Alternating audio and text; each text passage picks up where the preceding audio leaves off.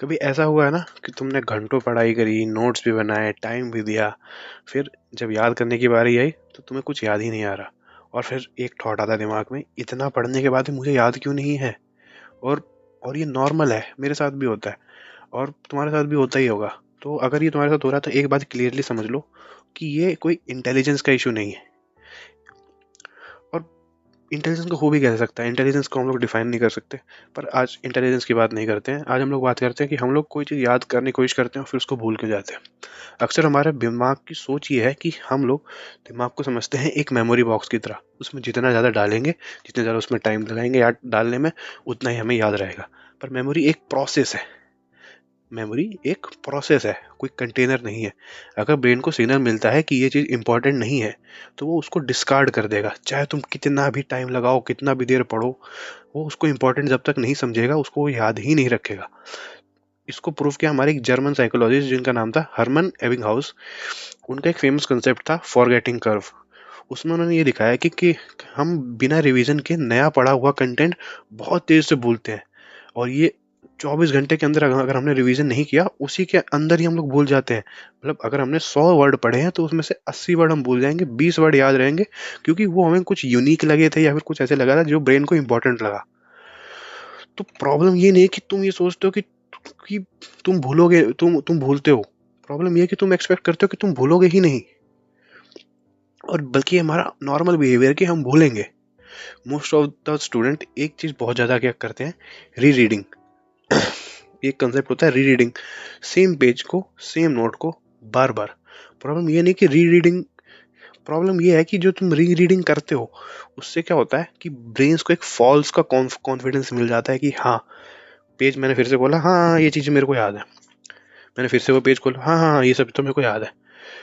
पर जब तुम रिकॉल करने जाते हो, उससे क्या होता है, उस समय क्या होता है, उस समय तुम्हें वो चीज़ याद ही नहीं आती है। क्यों? क्योंकि जब हम लोग कोई चीज़ बार बार खोल के री रीडिंग करते हैं, उससे ही हमारा रिकॉग्निशन की पावर बढ़ती है, पहचानने की पावर बढ़ती है। हमने किसी आदमी को रोज देखा तो हम उसको पहचान सकते हैं, पर उसका नाम याद रखना अलग बात होती है। समझ रहे हो मेरा कंसेप्ट कि देख के बंदा पता है मेरे को ये कौन है, मैं शक्ल से जानता हूँ पर उसका नाम मेरे को याद नहीं है। मैं नाम रिकॉल नहीं कर पाया, मैंने उसको रिकॉग्नाइज कर लिया। ये अंतर होता है री रीडिंग से। और एग्जाम टाइम पे रिकॉल ही चाहिए होता है, ना कि ये रिकॉग्निशन चाहिए होता है कि भाई कौन से पेज पे था। नहीं, ब्रेन का एक सिंपल सा रूल होता है, जो चीज़ों को, जो जिस पे एफर्ट लगेगा उस चीज़ को मैं वो उतना ज़्यादा याद रखेगा। इसीलिए एक्टिव रिकॉल की चीज़ होती है एक। एक्टिव रिकॉल क्या होता है, तुमने कुछ पढ़ा और फिर अपने आप से क्वेश्चन पूछो, जो मेमोरी को एक्चुअल में ट्रेन करेगा। जब दिमाग स्ट्रगल करेगा कोई चीज़ को निकालने के लिए अपने अंदर से, कि प्रोसेस करने में कि भाई ये क्या था, इसमें तो बहुत दिमाग लगा था पिछली बार, इसको याद रख लेते हैं, इंपॉर्टेंट मेमोरी में स्टोर कर लेते हैं, ताकि अगली बार उतना दिमाग लगाना ना पड़े, उतना इतना एफर्ट डालना ना पड़े।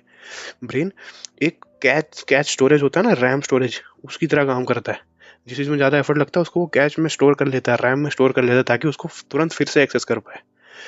तो जितना ब्रेन को तुम स्ट्रगल दोगे, उतना आंसर निकालने के लिए वो डीप लर्निंग का यूज़ करेगा। तो इजी पढ़ाई कंफर्टेबल होती है, पर इफेक्टिव पढ़ाई जो होती है थोड़ी अनकंफर्टेबल होती है। इसका एक अच्छा साइड भी है कि अगर तुम कोई चीज़ों को भूल रहे हो तो मतलब ये है कि तुम्हारा ब्रेन एक नॉर्मली फंक्शन कर रहा है, तुम ह्यूमन हो, कोई हार्ड ड्राइव नहीं हो।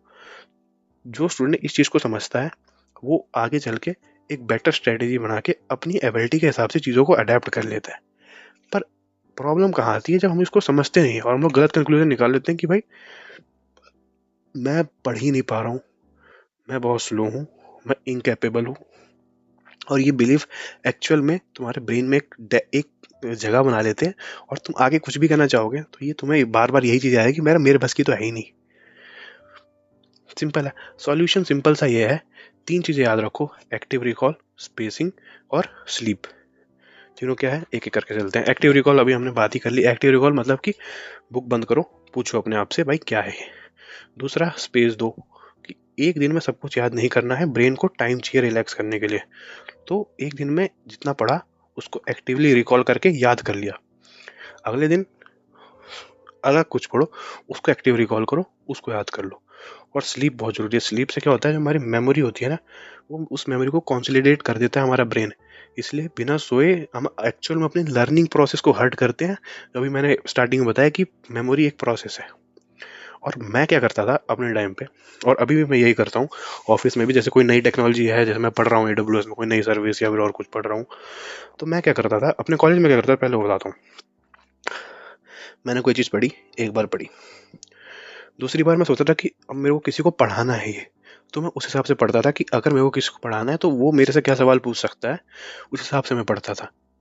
तीसरा, जब मैं उसको पढ़ाता था तो मैंने 3 बार एक्टिव रिकॉल कर लिया, एक बंदे को प्रिपेयर भी करवा दिया, एक बंदे से फिर से सवाल पूछ लिए, जो हो गया मेरा चौथी बार, उससे भी मैंने सवाल पूछे पढ़ाने के बाद, तो मेरा 4 बार में पक्की हो जाती थी वो चीज़।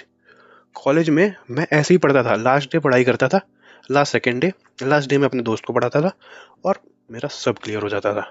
तो उससे मेरा 4 से 5 बार एक्टिव रिकॉल हो जाता था।